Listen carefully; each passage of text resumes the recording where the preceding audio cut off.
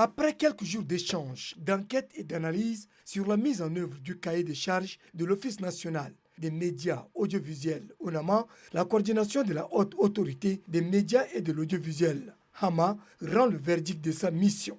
Une restitution entamée par le mot de bienvenue du directeur général de l'ONAMA qui a présenté de manière succincte son institution avant d'exprimer sa reconnaissance aux plus hautes autorités de transition vis-à-vis des efforts consentis pour la bonne marche de son institution.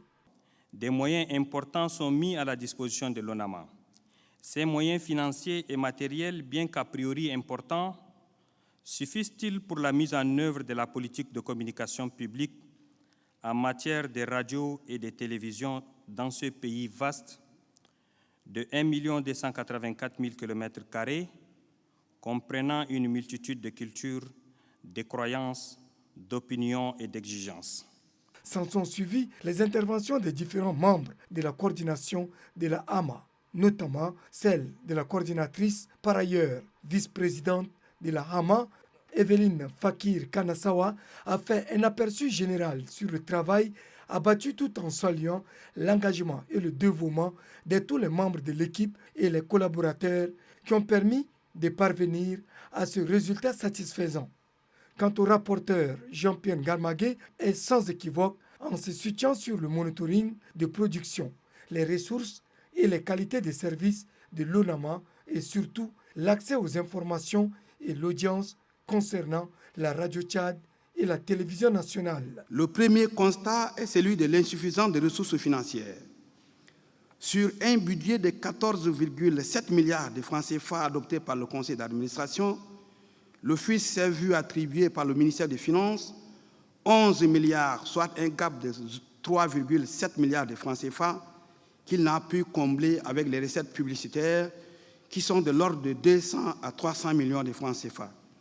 À cela s'ajoutent les difficultés de décaissement au niveau du trésor public. Cette situation nuit aux activités de production et limite la créativité, conduisant par conséquent à une constante rediffusion des anciennes émissions. Pour faire face à cette situation, le chef du département du développement des médias a présenté quelques recommandations. VTR.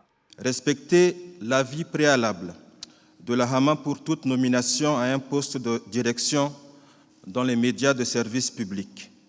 Faire aboutir, dans les plus brefs délais, le projet d'acquisition de l'émetteur ondes courtes et acquérir un émetteur ondes moyennes pour permettre à la population de suivre le programme de la RNT sur l'ensemble du territoire national. Recruter et mettre à la disposition de l'ONAMA des agents compétents sur la base des besoins réels et des profils exprimés par la direction et ou le conseil d'administration. Le président de la HAMA, Abderrahmane Barka Donigar, appelle les responsables et les agents de l'ONAMA à plus d'efforts et de sérieux pour satisfaire les auditeurs et téléspectateurs.